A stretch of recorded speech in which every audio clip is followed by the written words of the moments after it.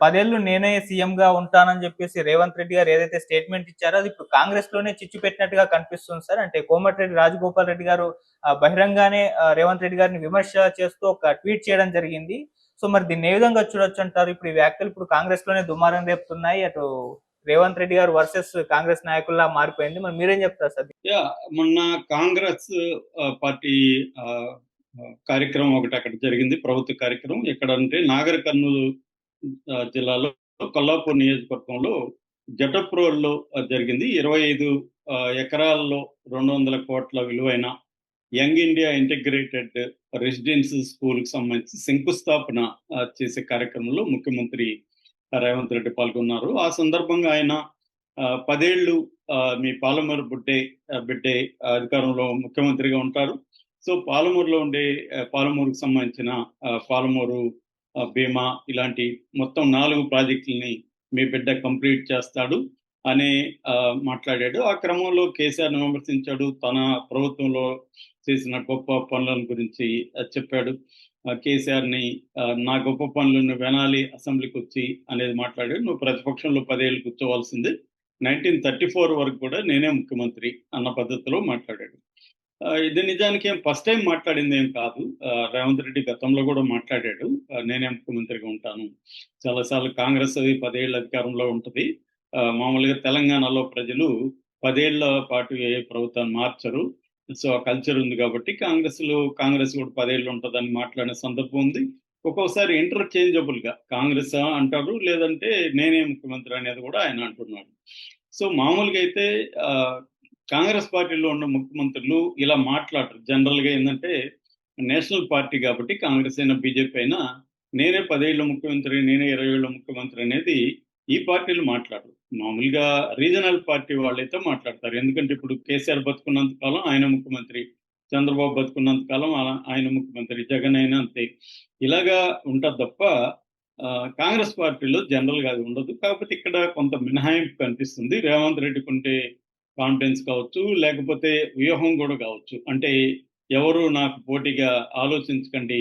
అంటే ఈసారికి రేవంత్ రెడ్డిని వదిలేసి నెక్స్ట్ మనం అవుదామని ఎవరన్నా అనుకుంటున్నారేమో. అది కుదరదు. నేనున్నంత వరకు కాంగ్రెస్ పార్టీకి నేను అవసరం. నేను లేకపోతే కాంగ్రెస్ పార్టీ గెలవదు అన్న ఒక ఆయనకి అది కాన్ఫిడెన్స్ అనొచ్చు, ఓవర్ కాన్ఫిడెన్స్ అనొచ్చు. అది కనిపిస్తుంది. రెండోది అటు ఆహ్, అధిష్టాన వర్గానికి కూడా ఇక్కడ నన్ను మారిస్తే మీరు ఇబ్బందులు పడతారు అనేది కూడా కనబడుతుంది. అది కొంత వాస్తవం కూడా. ఎందుకంటే రేవంత్ రెడ్డి లేకపోతే కాంగ్రెస్ అధికారంలోకి వచ్చుండేదా అంటే ఎవరు కూడా దానికి కరెక్ట్‌గా ఆన్సర్ చెప్పలేని పరిస్థితి కాంగ్రెస్‌లో కూడా ఉంది. ఎందుకంటే రేవంత్ రెడ్డి లేకపోతే కాంగ్రెస్ పార్టీని అధికారంలోకి తీసుకొచ్చే పరిస్థితి లేదు. ఎందుకంటే అసలెవరు కేసీఆర్‌కి నెగటివిటీ ఉంది గానీ, కేసీఆర్‌కి ఢీకొనే నాయకుడు లేడు ప్రతిపక్షంలో. కాంగ్రెస్ బలహీనత అదే అని మాట్లాడారు. నిజానికి రేవంత్ రెడ్డిని కూడా ఎవరు నాయకుడిగా గుర్తించలేదు అప్పటికి. కానీ రేవంత్ రెడ్డి ఆహ్, ఆయన చేసిన ఫైట్ గాని, ఆయన పోరాడిన పద్ధతి గాని, దానికి ఆయన ఫేస్ చేసిన పర్సనల్ లాస్ కానీ ఇవన్నీ ప్రజలకి బలంగా తీసుకెళ్ళగలిగాడు. ఒక న్యూస్ ఏందంటే రాహుల్ గాంధీ అంతకుముందే రేవంత్ రెడ్డికి హామీ ఇచ్చాడని, "నువ్వు గాని కాంగ్రెస్‌ని అధికారంలోకి తీసుకొస్తే నిన్నే ముఖ్యమంత్రిని చేస్తానని" హామీ తీసుకున్న తర్వాతే రేవంత్ రెడ్డి ఇంత దూకుడుగా పనిచేశాడనేది చెప్తారు. నిజానికి తెలుగుదేశం నుంచి ఆయన రావడం అనేది ఆయనకి కొంత మైనస్. ఎందుకంటే రాజకీయాల్లో ఈయనకంటే సీనియర్‌గా ఉన్నోళ్ళు, కాంగ్రెస్‌లో సీనియర్‌గా ఉన్నోళ్ళు చాలా మందున్నారు. జనరల్‌గా కాంగ్రెస్ పార్టీలో ఎప్పుడు గూడా కనీసం ఒక 10 మంది ముఖ్యమంత్రికి పోటీ పడుతుంటారు. ఇప్పుడు గూడా ఇంత జరిగినా గూడా మళ్ళీ ఒక అర డజన్ మంది ముఖ్యమంత్రికి పోటీ ఢిల్లీలో పోయి కూర్చొని దాదాపు ఒక వారం రోజులు లేట్ అయింది. ముఖ్యమంత్రి ప్రమాణ స్వీకారం జేయడానికి. అది కాంగ్రెస్ కల్చర్ జనరల్‌గా. ఈ మధ్య కాలంలో బీజేపీలో గూడా అలాంటి కల్చర్ మనకు కనిపిస్తుంది. చాలా లేట్ అయ్యే పరిస్థితి కనిపిస్తుంది. ఏ మహారాష్ట్ర లేటెస్ట్ ఎగ్జాంపుల్. కాబట్టి ఆహ్, ఇది మామూలే. సో, ఈ నేపథ్యంలో ఏందంటే ఎవరు గూడా మాట్లాడలేదు. నిజానికి ఆహ్, ఈ గతంలో ముఖ్యమంత్రులుగా ట్రై చేసిన ఉత్తమ్ కుమార్ రెడ్డి గావచ్చు, కోమటిరెడ్డి వెంకటరెడ్డి గావచ్చు, ఇలాంటోళ్ళు ఎవరు గూడా దీని మీద రేవంత్ రెడ్డి ముఖ్యమంత్రిగా ఉన్నాడని ఎలా జెప్తారు అనే దాని మీద మాట్లాడలేదు. అటు అధిష్టాన వర్గం నుంచి కూడా ఎవరు, "అరే! నువ్వెలా జెప్తావయ్యా నువ్వు ముఖ్యమంత్రిగా ఉండాలో లేదో మేము గదా డిసైడ్ జేయాలా నువ్వెలా జెప్తావని ఎవరు అనలేదంటేనే అర్థమేంటి? రేవంత్ రెడ్డి కి ఆ బలం అయితే ఉంది. ఆయన ఒక రాజశేఖర రెడ్డి తర్వాత కాంగ్రెస్ లో బలమైన ముఖ్యమంత్రిగా తెలుగు రాష్ట్రాల్లో మనం చెప్పుకోవచ్చు. ఆ కాన్ఫిడెన్స్ ఉంది కాబట్టి ఆయన చెప్పాడు. అంటే నా వల్లే అధికారంలోకి వచ్చింది, మళ్ళీ అధికారంలోకి రావాలంటే నేను ఉండాలి అన్న ఒక ఇది డిక్లరేషన్ లాగా మనం చెప్పుకోవచ్చు. అందుకని కాంగ్రెస్ లో కూడా ఎవరు ఆయన కౌంటర్ చేయలేకపోయారు. అయితే కోమటిరెడ్డి రాజగోపాల్ రెడ్డి మనకి ఉమ్మడి నల్గొండ జిల్లాలో బలమైన నాయకులు, జానారెడ్డి కావచ్చు, ఉత్తమ్ కుమార్ రెడ్డి కావచ్చు, కోమటిరెడ్డి బ్రదర్స్ కావచ్చు, గుత్తా సుఖేందర్ రెడ్డి కావచ్చు, ఆర్ దామోదర్ రెడ్డి కావచ్చు, వీళ్ళు బలమైన నాయకులు. ఇందులో కోమటిరెడ్డి వెంకటరెడ్డి గతంలో బీజేపీలో ఉన్నాడు. అంతకుముందు కాంగ్రెస్ లో నుంచి మళ్ళీ బీజేపీలోకి వెళ్ళాడు. బీజేపీలో 2023 అక్టోబర్లో బీజేపీలో నుంచి బయటకు వచ్చి కాంగ్రెస్ లో చేరాడు. అప్పుడు కాంగ్రెస్ లో చేరినప్పుడు అధిష్టాన వర్గం కాంగ్రెస్ అధికారంలోకి వచ్చినాక నీకు మంత్రి పదవి ఇస్తామని హామీ ఇచ్చిన తర్వాతే ఆయన చేరాడనేది ఒక వార్త. సో ఆ హామీని నెరవేర్చలేదు ఇప్పటి వరకు. రెండోసారి విస్తరణ జరిగినప్పుడు వస్తుందని ఆయన ఆశించాడు, కానీ ఆయనకి రాలేదు. దానివల్ల ఆయన అసంతృప్తిగా ఉన్నాడు. గత కొంతకాలంగా ఆయన అసలు అధికారిక కార్యకలాపాలకి ఆయన రావట్లేదు. మొన్న సూర్యాపేటలో తిరుమలగిరిలో కొత్త రేషన్ కార్డుల పంపిణీకి సంబంధించి రేవంత్ రెడ్డి వెళ్ళినా కూడా అక్కడ ఆ జిల్లాలో అందరూ ఎమ్మెల్యేలు వచ్చినా కూడా ఈయన రాలేదు.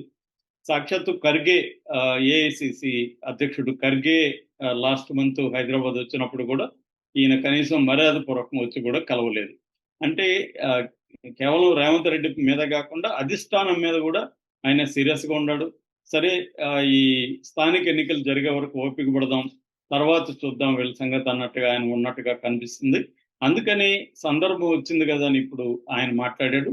ఆయన ఏం చెప్తున్నాడంటే రేవంత్ రెడ్డి ఇలాగా ప్రకటించుకోవడం కరెక్ట్ కాదు.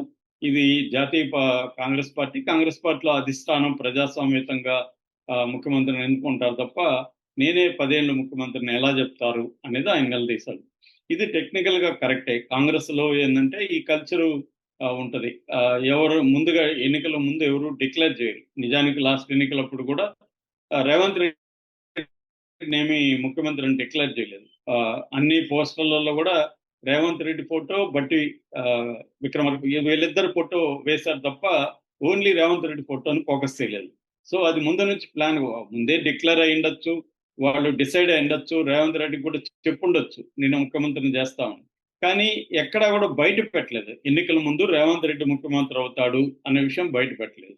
సో రేవంత్ రెడ్డి కూడా ఆ యాంగిల్ నుంచి వచ్చాడు. మేము ఎన్నికలైనాక తేల్చుకుంటాం అనేది చెప్పారు ప్రతి చోట. అధిష్టానం ఏం చెప్తే నేను అదే చేస్తాను. ఒకవేళ అధిష్టానం వేరే వాళ్ళని ముఖ్యమంత్రి అయినా కూడా పెట్టినా కూడా నేను పనిచేస్తానని రేవంత్ రెడ్డి అనేక ఇంటర్వ్యూలో చెప్పాడు. అయితే ఇప్పుడు రేవంత్ రెడ్డి కాన్ఫిడెన్స్ పెరిగినట్టుగా ఉంది. ఎందుకంటే కాంగ్రెస్ ప్రభుత్వం ఇప్పుడు దేశవ్యాప్తంగా ఓన్లీ 3 రాష్ట్రాల్లోనే ఉంది. ఆ 3 రాష్ట్రాల్లో కూడా తెలంగాణ, కర్ణాటక అనే పెద్ద రాష్ట్రాలు, హిమాచల్ ప్రదేశ్ చిన్నది. సో డబ్బులు అంటే కేంద్ర పార్టీకి విపరీతంగా ఫండ్స్ కూడా ఇక్కడ నుంచి వెళ్తాయని ఇటు ప్రతిపక్షాలు కూడా ఆరోపిస్తున్నాయి. కేటీఆర్ పదే ఆరోపిస్తున్నాడు. నిధులన్నీ మొన్న కూడా అన్నాడు, నిధులన్నీ రాహుల్ గాంధీకి, నీళ్ళని చంద్రబాబుకని. సో ఈ విధంగా దీని మీద అయితే కాంగ్రెస్ పార్టీ అధిష్టానం డిపెండ్ అయితే అయిపోయింది, అది అర్థమవుతుంది మనకు. అట్లాగే రేవంత్ రెడ్డి కూడా సమర్థవంతంగా పార్టీని నడిపిస్తున్నాడు, ప్రభుత్వాన్ని నడిపిస్తున్నాడు. మామూలుగా అయితే అందరూ కూడా ఆశ్చర్యపోయారు, కాంగ్రెస్ పార్టీలో ఇంత సమన్వయాన్ని ఎలా తీసుకురాగలిగాడు. మామూలుగా మన వైఎస్ఆర్ వల్లే కాలేదు అది. అప్పట్లో వైఎస్ఆర్ ఉన్నప్పుడు నిరంతరం ప్రతిపక్షం కాంగ్రెస్ లోనే ఉండేది.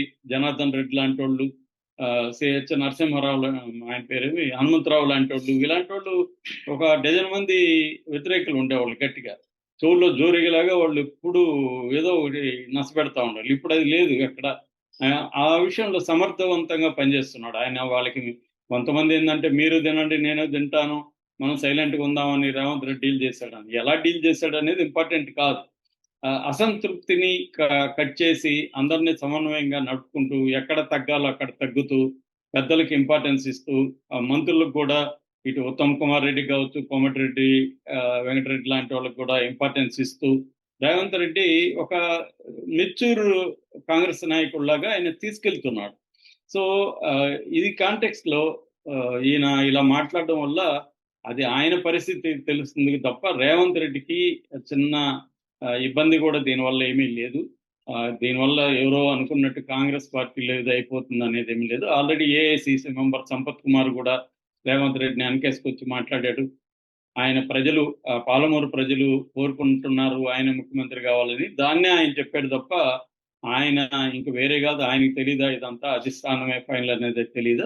అక్కడ ప్రజల్ని ఉత్తేజపరచడం కోసం నేను మీ ప్రాజెక్టులు కంప్లీట్ చేస్తాను, నేనే ముఖ్యమంత్రిగా ఉంటాను అని ఒక నమ్మకాన్ని కలిగించడం కోసం వాళ్ళ కోరికను ఆయన బయట పెట్టాడు అంతే అనేది చెప్తున్నారు. సో కాబట్టి రేవంత్ రెడ్డి అన్ని రకాలుగా సమర్థత నిరూపించుకున్నాడు. కాబట్టి ఇప్పుడిప్పుడే రేవంత్ రెడ్డికి ఎటువంటి డోకా లేదు. పోతే రాజగోపాల్ రెడ్డి పక్కకి వెళ్తాడు తప్ప రేవంత్ రెడ్డికి వచ్చే నష్టం అయితే ఏమీ లేదు. Okay sir. Thank you so much.